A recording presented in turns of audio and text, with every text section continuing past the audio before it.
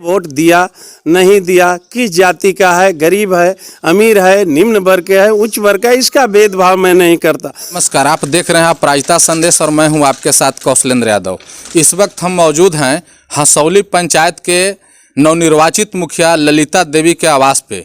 आप हमारे पीछे तस्वीरों में देख सकते हैं कि यहाँ पे नवनिर्वाचित मुखिया को लोग माला देकर स्वागत कर रही हैं और इधर मुखिया प्रतिनिधि वीरेंद्र यादव जी को भी लोग माला देकर स्वागत कर रहे हैं और इनकी जीत की हार्दिक शुभकामनाएं दे रहे हैं। इनसे आज हम बात करेंगे और जानने की कोशिश करेंगे कि इस बार पंचायत चुनाव में इस पंचायत की जनता इन्हें किस मुद्दे को लेकर वोटिंग की। और उससे पहले आपको बता दें कि ललिता देवी ने हसौली पंचायत से दूसरी बार मुखिया पद से जीत का परचम लहराया है और इतिहास रचने का काम किया है। और इतना ही नहीं, देव प्रखंड के पूरे जिले में नाम रोशन करने का काम किया है। तो आइए हम बात करते हैं सबसे पहले नवनिर्वाचित मुखिया ललिता देवी जी से। मैम, सबसे पहले मेरे तरफ से आपको जीत की हार्दिक शुभकामनाएं एवं बधाई। आपसे हम जानना चाहेंगे कि आपको जो दूसरी बार मुखिया आपके पंचायत की जनता ने बनाई है, उस श्रेय आप किसे देना चाहेंगी? कि जनता की मुखिया वीरेंद्र यादव जी हैं और जो मुखिया प्रतिनिधि भी 5 साल रह चुके हैं और इस बार भी इन्हीं के धर्म पत्नी ललिता देवी जी ने नवनिर्वाचित हुई है हसौली पंचायत से। इनसे भी हम बात करेंगे और जानने की कोशिश करेंगे। सर, सबसे पहले आपके जो धर्म पत्नी मुखिया पद से चुनाव जीती हैं उसके लिए मेरे चैनल की तरफ से आपको बहुत बहुत धन्यवाद। मैं सर्वप्रथम आप लोगों ने अपना बहुमूल्य समय निकालकर यहाँ हम लोग के बधाई देने के लिए उपस्थित हुए हैं और हम लोग के मंतव्य जानना चाहे, इसके लिए हम बहुत बहुत आभारी हैं और आभार व्यक्त करना चाहते हैं। यह जो श्रेय जाता है, श्रेय जनता को जाता है जिन्होंने हमारे विकास पर खुश होकर, हमारे विकास से संतुष्ट होकर, ललिता देवी के विकास से संतुष्ट होकर पुनः मुखिया बनाने का कार्य किया है।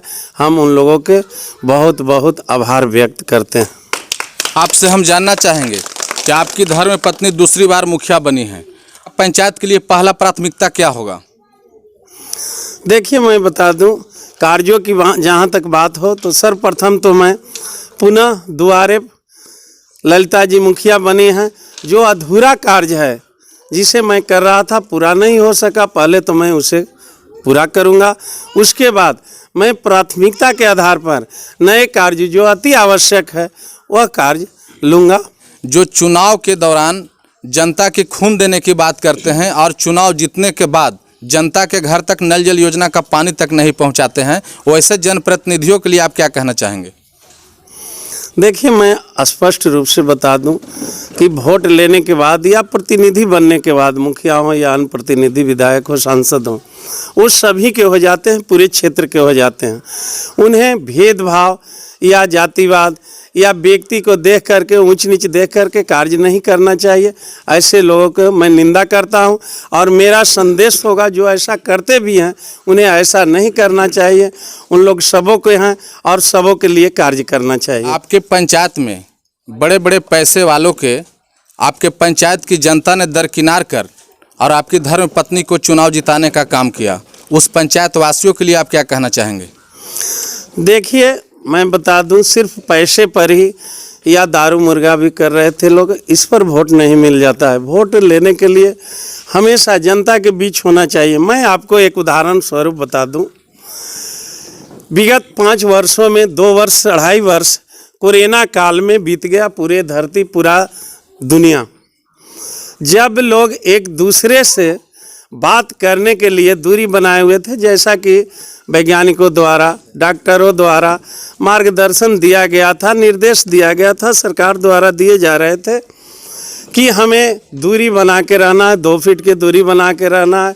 उस समय भी मैं जनता के बीच गया, जनता के बीच बैठा, गरीबों के बीच गया, गरीबों के बीच बैठा और वहाँ जाकर सरकार के मार्गदर्शन और निर्देश के पहले, सरकारी राशि के नहीं, मैं अपनी राशि से लोगों के बीच मास्क, सैनिटाइजर, साबुन बंटवाया और बैठ कर के उन लोगों के निर्देशित किया, उन लोगों के सलाह दिया, सचेत किया कि कैसे हम लोग के रहना है, साबुन से हाथ कैसे धोना है, कैसे लोगों के बीच बात करना है, कैसे दूरी बना के रहना है, कैसे मास्क लगा के रहना।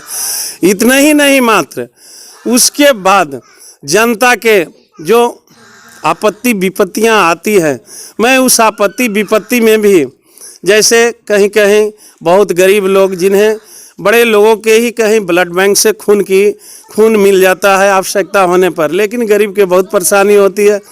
यदि खून नहीं मिल पाता है तो यहाँ तक मैं तो खून देने की उम्र में रहा नहीं, कहीं से मंगाता भी हूँ, कहीं से उपलब्ध कराने की प्रयास करता हूँ। यदि नहीं हुआ तो हमारे 2 बच्चे ऐसे हैं कि अपने खून दे करके भी गरीबों के कल्याण प्रयास करते हैं और किया है। चुनाव के दरमियान उन्होंने कई लोगों के खून दिया जिनकी ऑपरेशन हुआ था। ऑपरेशन होने के बावजूद खून के अभाव था, ओ पॉजिटिव उन्हें आवश्यकता थी। मेरे बच्चे या मेरे परिवार के मैक्सिमम लोगों के ओ पॉजिटिव ब्लड है, हमने खून भी दिया है। इन्हीं सब कारणों से सुख दुख में, आपत्ति विपत्ति में उनके बीच रहते हैं, उनकी सेवा करते हैं, उन्हें सहयोग करते हैं। इन्हीं सब कारणों से कितने पैसे वाले बड़े लोग भी या दारू मुर्गा पर खरीदने का भी प्रयास करें, हमारे जनता नहीं बिक पाते हैं और ललिता देवी को जिताने का काम किया है। मैं उन्हें आभार व्यक्त करता हूं। सर, आपसे मेरा आखिरी सवाल होगा, बहुत से हम लोग ग्राउंड रिपोर्टिंग करने जाते हैं तो पंचायत में सुनने को मिलता है कि जो वोटर्स जो चुनाव जीतते हैं उनको अगर पक्ष में मतदान नहीं करते हैं, उनके साथ सौतेला व्यवहार किए जाते हैं। क्या ललिता देवी के आप मुखिया प्रतिनिधि हैं अपने पंचायत के, क्या वीरेंद्र यादव के द्वारा भी वैसा किया जाएगा क्या? मैं आपको बता दूं और आप जानते भी होंगे भली बात ही कि मैं और मेरी पत्नी दोनों अब तीसरा कार्यकाल में प्रवेश कर चुके हैं। मैं पहले भी 2001 से 5 में मुखिया रह चुका हूं। इसके बाद महिला सीट होने के बाद मेरी पत्नी लगातार दूसरी बार जीत कर आई हैं। मैं आपको बता दूं, मैं वोट भाट की नज़रिया से लोगों के नहीं देखता हूं। मैं पहले भी कह चुका कि मैं जब बन जाता हूं तो जो वोट दिया नहीं दिया, किस जाति का है, गरीब है, अमीर है, निम्न वर्ग का है, उच्च वर्ग का है, इसका भेदभाव मैं नहीं करता। हमारे घर में एक ही व्यवस्था है बैठने के लिए, चाहे वह अति पिछड़ा आए, दलित आए या उच्च वर्ग के राजपूत ब्राह्मण भी आए, सबके एक ही सोफा पर बैठाता हूँ, एक ही चेयर पर आते हैं।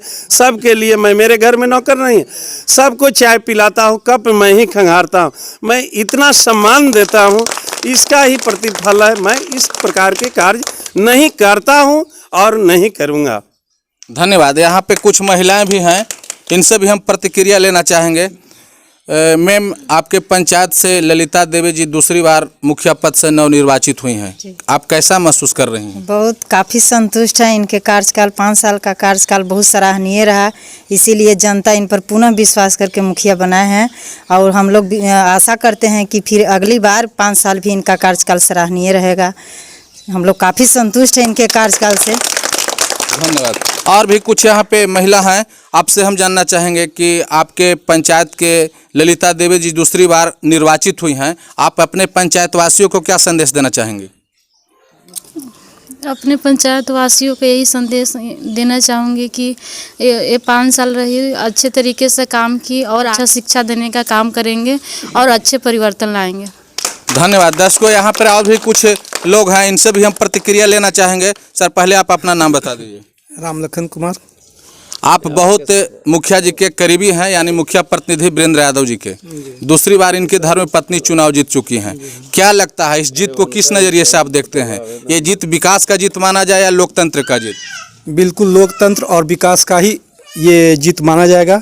और जैसा इन्होंने काम कर रखा है पिछले 10 वर्षों में, उसी का ये नतीजा है कि ये तिबारा जीत करके आए हैं और आगे भी अपने जनता के प्रति जागरूक रहेंगे और विकास का कार्य करते रहेंगे। धन्यवाद। दर्शकों, आपको बता दें कि ये हसौली पंचायत से दूसरी बार नवनिर्वाचित हुई हैं मुखिया पद से ललिता देवी जी, और इनका साफ तौर पे कहना था कि हमने पंचायत की जनता के लिए काम किया है और ये जीत हमारी नहीं बल्कि जनता की जीत है, विकास का जीत है, लोकतंत्र का जीत है।